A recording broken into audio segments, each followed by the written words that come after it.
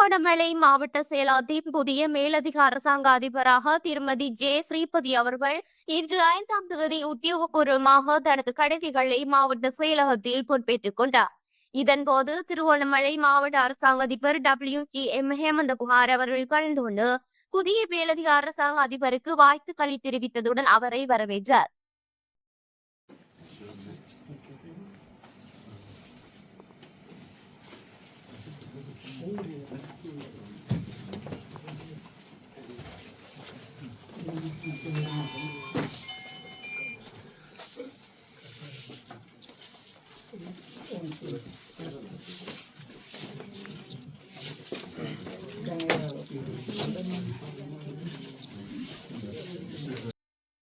இவ்வரவேற்பு நிகழ்வில் மாவட்ட மேலதிக அரசாங்க அதிபர் சுதாகரன், உயர் அதிகாரிகள் மற்றும் உத்தியோகத்தர்கள் என பலரும் கலந்து கொண்டு தமது வாழ்த்துக்களை தெரிவித்துக் கொண்டனர். 2014ஆம் ஆண்டு தொடக்கம் 2025ஆம் ஆண்டு வரையான காலப்பகுதியில் தமிழகம் பிரதேச செயலாளராக கடமையாற்றிய திருமதி ஜே ஸ்ரீபதி அவர்கள் இலங்கை நிர்வாக சேவையின் விசேட தரத்தை சேர்ந்தவராவார். இதற்கு முன்னர் குச்சவெளி உதவி பிரதேச செயலாளராகவும் கடமையாற்றியுள்ளார்.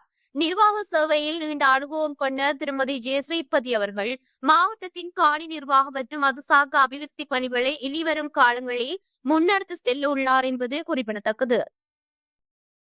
காலத்துக்கு மேலதிகமாக இந்த அரசாங்க அதிபர் காணி என்ற பதவி ஏற்கனவே அரசாங்க அதிபர் கூறியது போல நீண்ட காலமாக இந்த பதவி வெற்றிடமாக இருந்தது. அந்த பதவியினை உண்மையிலே மிகவும் சிரமத்திற்கு மத்தியில் தான் என்னால் அந்த கடமைகளை நிறைவேற்ற முடிந்தது.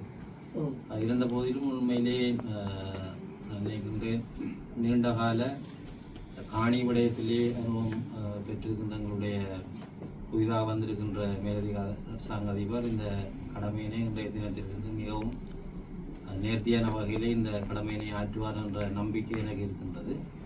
மரியாதைக்குரிய அரசாங்க அதிபர் அவர்களுக்கும் அதே போல உதவி அரசாங்க அதிபர் மேலதிக அரசாங்க அதிபர் அவர்களுக்கும் பதவிநிலை உத்தியோகத்தர்கள் மற்றும் இங்கே கூடியிருக்கின்ற அனைத்து அன்பான சகோதர சகோதரிகளுக்கும் என்னுடைய இனிமையான காலை வணக்கம்.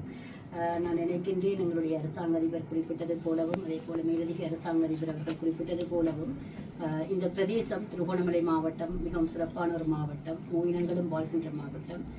இந்த பிரதேசத்தில் என்மேல் நம்பிக்கை வைத்து இந்த பதவியை வழங்கியமைக்காக அரசாங்க அதிபர் அவர்களுடைய நம்பிக்கையும் விசுவாசத்துக்கும் நான் எப்போதும் கடமைப்பட்டவராக இருப்பேன் என்று கூறி